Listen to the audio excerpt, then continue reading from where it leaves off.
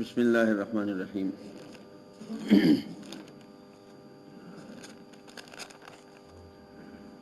نبی صلی الله علیه وسلم فرمایي چې یو سړی د سود 1 روپۍ خوري او دې په پوي قصدن مدن دیده دانستا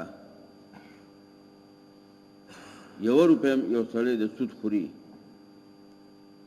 نو د دې ګناه ډیره ده د شپږ دیرش زله بدکارانه پګو دیر شو پیرو بدکارانه د 1 روپۍ د سود ګناه ډیره ده. نبی صلی الله علیه وسلم فرمایي چې په خلقو به داسې وخت راشي داسې زمانه به راشي چې څوک به بچ پاتې نشي سود بخوري او که سود څوک نه خوري نو هغه لوګي خو به ته ورسي. داسې زمانه به په خلق راشي چې څوک هم داسې پاتې نشي چې هغه دې سود نه خوري غني